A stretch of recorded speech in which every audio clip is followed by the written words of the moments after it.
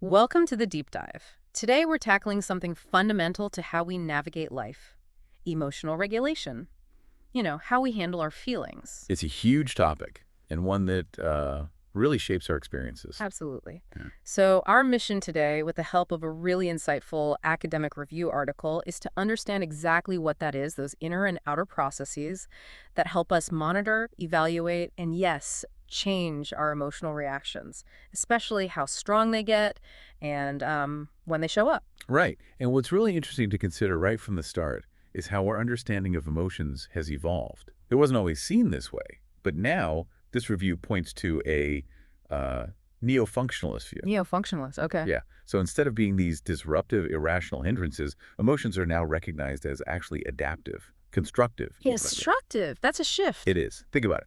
They play a vital role in our behavior, how we connect with others, even shaping who we are, helping us achieve our goals, and, how our brains process information. Right. So it's not just about stuffing feelings down or ignoring them. This neo-functionalist idea, as the article highlights, it suggests emotions, even intense ones, give us a push, guide us in helpful ways. Exactly, even from a very young age. Things like feeling empathy, how we remember important events, how babies bond with their parents' emotions, are right there, playing a key role. It's almost like our emotions are, well, built-in guides. I like that. Built-in guides. Yeah. And that brings us to what we really want to explore in this deep dive. How this ability to manage our emotions develops throughout our entire lives. From those first few fragile months all the way through adulthood. So we want to understand the journey and the impact it has on us. That's the goal. Okay, let's go right to the beginning then. Infancy. When we're tiny, we're not exactly masters of our emotional universe, are we? Not at all. It looks like we rely heavily, almost completely, on the adults around us, caregivers. They help us make sense of and deal with what we're feeling. So emotional regulation is largely something that happens to us at first, an extrinsic process. That's absolutely right.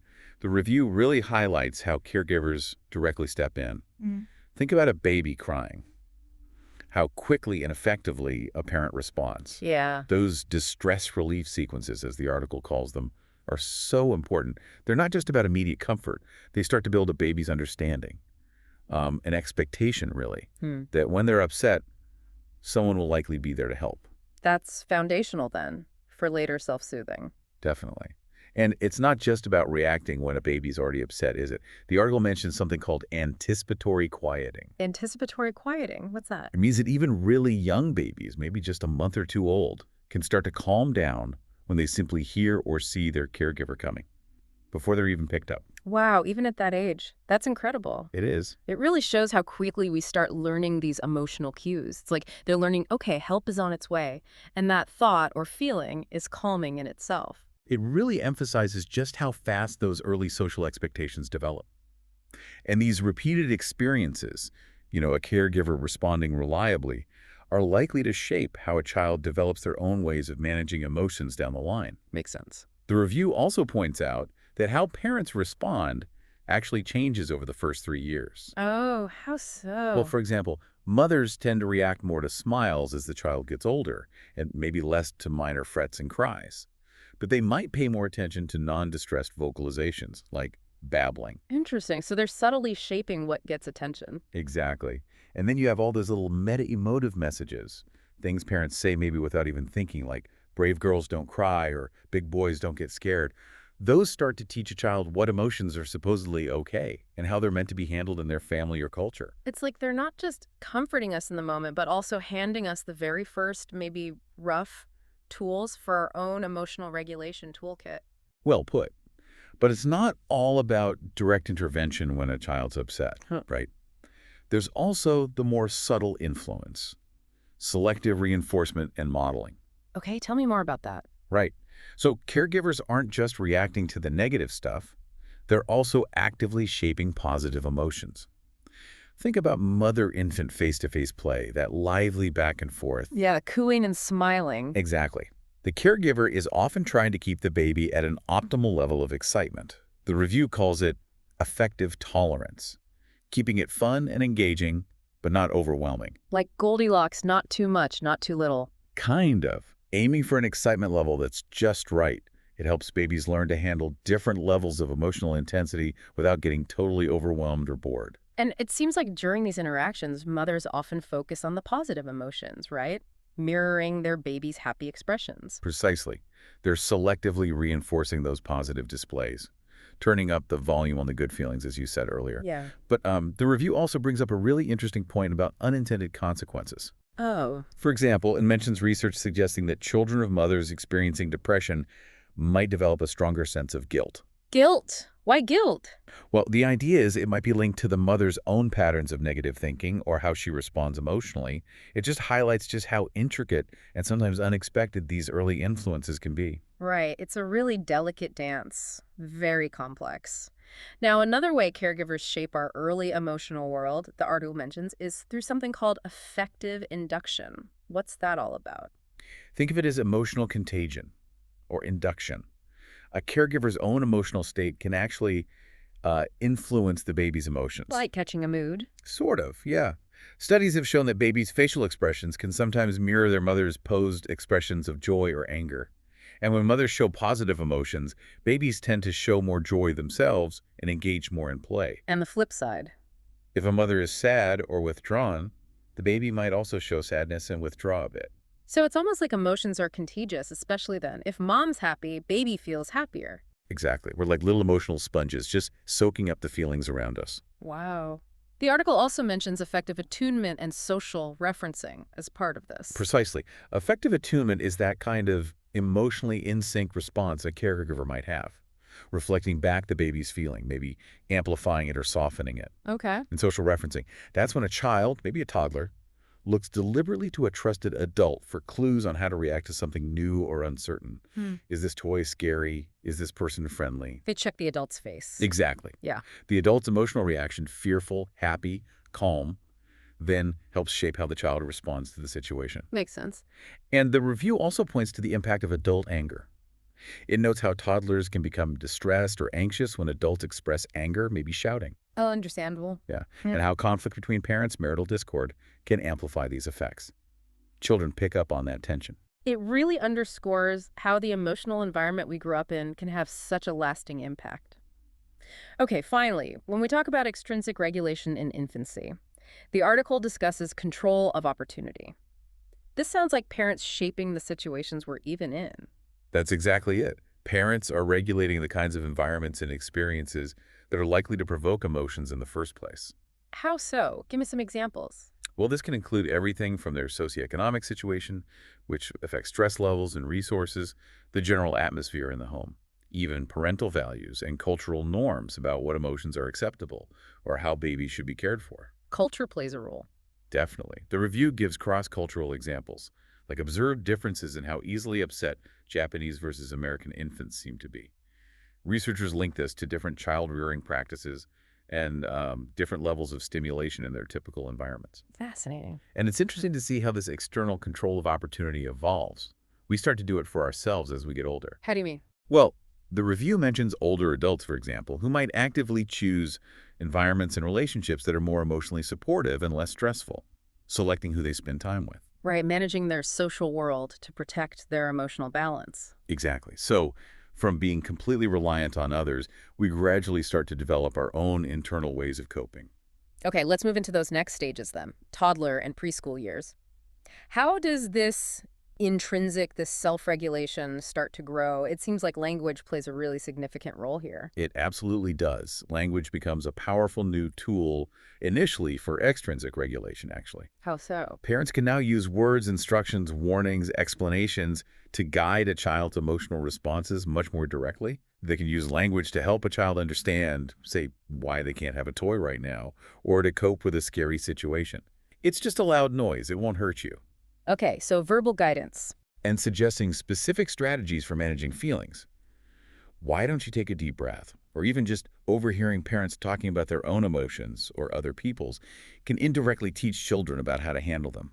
It's like language unlocks a whole new level of emotional guidance from the outside.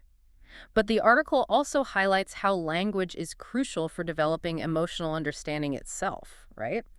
And that fuels self-regulation. Exactly. As children learn to use language, it helps them create symbolic representations, mental concepts of emotions and emotional experiences. Language can even become an early form of self-regulation itself. Oh. You might see a toddler talking to themselves, maybe saying, no, no, or it's okay, trying to calm down in a frustrating moment. Private speech, yeah. Right. And more broadly, the development of what the review calls meta-emotive, understanding a child's growing knowledge about emotions themselves, is absolutely key. Meta-emotive understanding. Understanding about emotions. Yes. Once children start to understand what emotions are made of, what causes them, what happens when you feel them, their ability to manage them really begins to take off. It transforms regulation from just reacting to being more proactive and intentional. Okay, so what are the key pieces of this meta-emotive understanding? What does a child need to grasp about emotions to start regulating them effectively? Well, the review outlines several important components. The first is understanding the antecedents of emotion, knowing which situations tend to trigger which feelings. Cause and effect for feelings? Pretty much. Even young preschoolers can start to identify situations that typically lead to basic emotions like happiness, sadness, anger, and fear. Getting a present makes you happy, falling down makes you sad or hurt. Simple stuff. At first, yes. And as they get older, their emotional vocabulary expands dramatically. They learn words for more nuanced feelings. And they become better at understanding the different causes of emotions, distinguishing between external events and their own internal thoughts or interpretations. Ah, so realizing I feel angry because he took my toy versus maybe I feel sad because I'm thinking about grandma. Exactly. Their understanding of more complex social emotions like pride and guilt also becomes more sophisticated, moving from just focusing on the outcome did I win to considering their own effort and responsibility. That makes perfect sense. So understanding what sets off an emotion is the first piece. What comes next in this meta-emotive puzzle? The second component is knowing the consequences of an emotional response. This actually has two sides to it. Okay. One is understanding the social consequences of showing emotions. Those unspoken, sometimes spoken, display rules about when and how it's okay to express feelings. Like don't laugh at a funeral or don't brag too much. Right. Even young children start to realize that they might need to control how they show their emotions to avoid upsetting others, getting into trouble, or feeling embarrassed. Managing the outward display. What's the other side? The other side is understanding the consequences of the emotional feeling itself, the internal arousal. While the review notes research here is still growing, even preschoolers are beginning to recognize that their emotions can affect how they see the world and how well they can do things. Like being too excited to sit still. Exactly, or being too angry to think clearly. They also start to link certain emotions with specific action tendencies, like happiness making them want to share, or maybe fear making them want to run away. So it's not just about how we act outwardly, but also understanding the internal impact of our feelings. Got it. And the third piece of metamotive understanding. That's knowing about the self-regulation strategies themselves. What can you actually do about your feelings? Okay, what kind of techniques do young kids start to pick up? Initially, their strategies are quite basic, often behavioral. They might try to regulate sensory intake, covering their eyes or ears if something's too scary or loud. Simple avoidance, yeah. Or ignoring things that are upsetting them, physically leaving a situation, or, very importantly, seeking comfort and nurturance from a caregiver. Running to mom or dad. A classic. You might also see them using that self-talk we mentioned, trying to reassure themselves. There's also some early evidence, though it's more limited in young kids, that they can try to alter their goals in a situation, deciding they didn't want that cookie anyway. Cognitive reframing almost. A very early version, perhaps. And importantly, they start to understand that emotions don't last forever. They naturally wane over time, especially if the situation changes. That realization itself can be comforting. So it's a gradual move from those basic behavioral strategies like avoidance and seeking comfort towards more internal ways of coping. Okay, let's move into middle childhood, the grade school years. It sounds like emotional self-regulation becomes even more strategic during this time. Absolutely. Children's understanding of emotion really deepens considerably. They start to grasp more of the psychological, the attributional meaning, how we explain why things happen, and the motivational aspects of emotional experiences. So getting beyond just I feel sad to I feel sad because I think I failed, and that makes me want to give up. Something like that, yes. This growing understanding is closely linked to other cognitive developments, how they see themselves and others, their ability to tell the difference between appearance and reality. Like knowing someone can smile but feel sad inside. Exactly that. Oh. Also, their growing ability to understand multiple perspectives and just their expanding social knowledge in general. It's like their mental toolkit for understanding and managing emotions is really getting a significant upgrade during these A years. major upgrade. And this leads to the more strategic use of emotional self-regulation, consciously using it to achieve both personal and social goals. Social goals, like fitting in. Yeah. Or managing conflict with friends. They become much more aware of how to manage their emotions, especially the display of them in their interactions, particularly in situations where they might feel vulnerable or self-conscious, like giving a presentation or being teased. Makes sense. And the range of strategies they use, does that expand too? Oh, definitely. It becomes both wider and much more sophisticated, especially the cognitive strategies. They learn about things like internal redirection, consciously trying to think happy thoughts, to counteract feelings of sadness, Thinking positive. using distraction more effectively, and even something the review mentions called emotion blunting ideation. Emotion blunting ideation Th- sounds intense. It's basically focusing on the non-emotional, maybe instrumental aspects of a difficult situation to lessen the negative emotional impact. Like, if you're nervous about a test, focusing just on the steps you need to take to study rather than the fear of failing. Oh, okay. A coping mechanism. Right. Reinterpreting situations in a more positive light also becomes more common.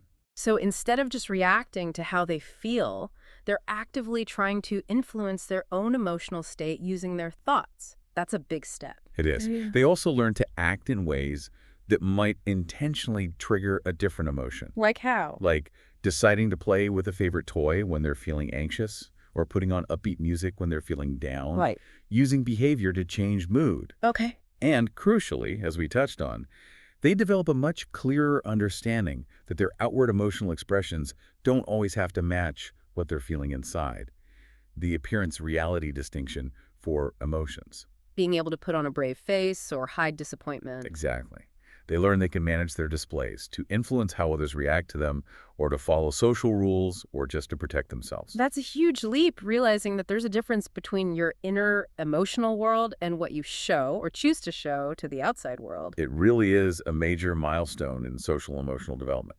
And their understanding of emotions becomes more nuanced in other ways, too, Yeah. during the middle childhood. Such They start to grasp that they can experience different emotions one after the other in response to the same event, or even feel two conflicting emotions at the same time. ambivalence. Feeling happy and sad at the same time, like when leaving for camp. Exactly that kind of thing. Yeah. They also begin to understand more clearly that how they explain the causes of events, their attributions, can actually change how they feel about them. Realizing that thinking, I failed because I didn't study enough, feels different than thinking I failed because the test was unfair. Right, the interpretation matters. And they realize that memories aren't just records of events, but that remembering something can bring back the emotions they felt at the time, sometimes powerfully. It sounds like they're developing a much more sophisticated, flexible, and adaptable approach to managing their emotional lives by this stage. They definitely are. But the article also includes an important word of caution Oh, yeah. About what? about relying solely on self-report data, just asking kids what they would do, and also about how intense emotional arousal can sometimes short-circuit these developing skills. Meaning. Well, while a lot of what we know comes from asking children about hypothetical situations, when they're actually experiencing really strong emotions, intense fear, anger, sadness, it can be much harder for them to access and effectively use those sophisticated cognitive strategies they might know about in theory. Like knowing you should take deep breaths when you're furious, but being too overwhelmed to actually do it. Exactly. The review mentions one study with children who were hospitalized. They reported using emotion management strategies less often than healthy children of the same age. It suggests that when negative emotions are really intense or chronic, they can sometimes overwhelm a child's regulatory capacity. That's a really important reminder. Even as we get better at managing our emotions, those skills have limits, especially under high stress. For sure. But overall, these advancements in understanding emotions during middle childhood lay the groundwork for more mature ways of thinking about them. The article mentions the development of emotion prototypes. What are those? Emotion prototypes, like a template for an emotion. Kind of, yeah. Think of them as organized mental schemas or files about specific emotions. They include the typical elicitors, what usually causes this feeling, the typical expressions and experiences, what does it feel like, what does it look like, and the typical regulatory strategies associated with it. What do people usually do when they feel this way? So a whole package deal for each emotion. Right. These mental files start forming in early childhood, but become much richer, more detailed, and better organized as children develop more sophisticated thinking skills and gain more social experience during middle childhood. And what's the benefit of having these prototypes? They function like mental shortcuts. They allow us to quickly assess emotional situations, understand what's likely going on for ourselves or others, and deploy potentially appropriate responses more efficiently. It's a key part of how our emotional understanding becomes faster and more automatic over time. Okay, interesting. Now, as we move into adolescence, the article talks about the development of a theory of personal emotion. This sounds like we start to get a much deeper, more individualized understanding of our own unique emotional landscape. Exactly. It's not just about understanding emotions in general anymore. Adolescents start to realize, often quite acutely, that their own personal emotional experiences can be quite different from those of other people, even different from how they themselves used to feel. How so? They might notice that they react more intensely to certain situations than their friends do, or less intensely. They might identify specific triggers that seem unique to them, or they discover particular ways of coping that seem to work best for them personally. So recognizing their own emotional signature almost. That's a good way to put it. This growing self-awareness leads to a desire, a motivation even, to understand and perhaps even predict their own emotional reactions. Figuring this out can really contribute to their sense of competence and self-confidence as they navigate the complexities of adolescence. It's like we're not just learning about emotions in general anymore, but we're starting to build a personalized user manual for our own feelings. Precisely. And this personal theory, as the article calls it, becomes more refined throughout adolescence. It both influences and is influenced by their developing overall sense of self, their identity. It gets woven into how they see themselves. That makes a lot of sense. Now, moving beyond adolescence, the article points out something surprising. There's relatively little research specifically focused on emotional self-regulation in the adult years. It is surprising, isn't it? Considering how much life happens after adolescence, it seems like a pretty significant gap in our understanding. Definitely. So what does the review offer? Any speculative themes or ideas about how regulation might continue to evolve in adulthood? It does offer some interesting possibilities based on related research. One key theme is that emotional regulation in adulthood likely becomes increasingly idiosyncratic or individualized. Meaning tailored to the specific Yeah. person. Yes. Based on our unique personal goals, our accumulated life experiences, our refined theory of personal emotion, and the specific demands of our different adult roles and social settings, work, family, friendships. So maybe less driven by broad developmental stages or general social rules. Potentially. As we mature, we might become less concerned with conforming to what society broadly expects us to feel or show, and more focused on managing our emotions in ways that align with our own personal values and contribute to our individual sense of well-being and purpose. Okay, so it's less about following some external rule book and more about figuring out what works best for us as individuals in the different contexts of our adult lives. That sounds right. What else might characterize adult emotional regulation? Another related idea is that our regulatory strategies might become increasingly emotion-specific. More specialized tools for different feelings. Exactly. We might develop and refine different techniques for managing anger versus anxiety versus sadness versus disappointment, for example. We learn over time, through trial and error, what works best for us when faced with a particular feeling. Maybe using cognitive reappraisal for anxiety, distraction for boredom, problem-solving for frustration, or seeking social support for sadness. That makes sense. We learn over a lifetime what tools in our emotional toolkit are most effective for different kinds of feelings and different situations we encounter. And the final point the review touches on for adulthood involves managing our external environment, right? Yes, this brings us back in a way to the concept of control of opportunity we discussed in infancy, but now it's self-directed. As adults, we generally have much more agency and control over shaping our surroundings. Like choosing our jobs, where we live, who we spend time with. Exactly. Our relationships, our daily schedules, the places we spend our time. We might actively choose settings and cultivate relationships that are more emotionally supportive and less likely to trigger negative emotions we find difficult to manage. Proactive situation selection. Right. The review specifically mentions research on socio-emotional selectivity theory, particularly in older adults. This suggests that as people perceive their future time as more limited, they tend to prioritize emotionally meaningful goals and relationships.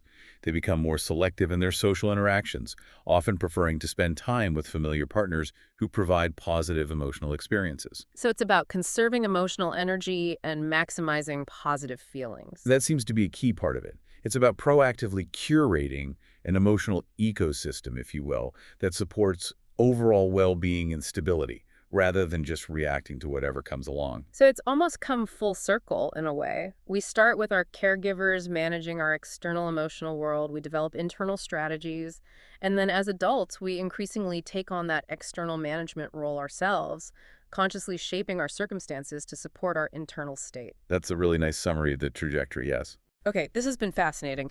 To bring everything together then, can we just briefly recap the key developmental stages of emotional regulation that we've explored in this deep dive based on the review? Absolutely. Let's Yeah. trace it. We begin with that strong reliance on extrinsic regulation in infancy. Caregivers are absolutely crucial soothing distress, modeling responses, shaping how emotions are expressed, and controlling exposure to emotionally arousing situations through things like direct intervention and controlling opportunities. Right, the foundation then. Then, as we move into the toddler and preschool years, language and the development of that metamotive understanding become really central. This fuels the growth of our own intrinsic or self-regulation. Children learn basic coping strategies, often behavioral at first, and start to understand the causes and consequences of their feelings. Language and understanding taking root. Exactly. Middle childhood is marked by a significant expansion and refinement of self-regulation, particularly cognitive strategies. Children become much more strategic in managing their emotions to meet personal and social goals, and they develop a more nuanced grasp of the complexities of emotional experiences, like ambivalence and the difference between feeling and showing. Getting more strategic and complex. Then, adolescence brings about the development of that theory of personal emotion, a deeper awareness of our own unique emotional patterns, triggers, and what self-regulation techniques work best for us individually. It's becoming personalized. Understanding our own emotional fingerprint. Nicely put. And finally, in adulthood, while less researched, the speculation is that emotional regulation tends to become even more personalized and idiosyncratic, tailored to specific emotions and personal goals, and involves a greater degree of proactively managing our external environment, our situations and relationships to support our emotional well-being. What a journey. From complete dependence to this increasingly sophisticated, personalized, and proactive management of our inner and outer emotional worlds. It really highlights just how complex and absolutely vital this skill or set of skills is for our overall well-being throughout life. It truly is fundamental. So for you, the listener, as you think about all this, perhaps consider, how have your own ways of handling your emotions changed over time? Can you see echoes of these different developmental stages in your own life, or maybe in your relationships with others, perhaps children or younger people you know? Yeah, it's fascinating to reflect on personally. And considering this lifelong process of learning to navigate our inner emotional world, it really brings up a pretty important question, I think. How might a deeper understanding of these developmental processes empower us? How can knowing this journey help us navigate our own emotional landscapes more effectively, maybe more compassionately, and build greater resilience when we inevitably face those emotional challenges that life throws our way? That's definitely something worth reflecting on. How can understanding the journey help us on the path ahead? Great food for thought.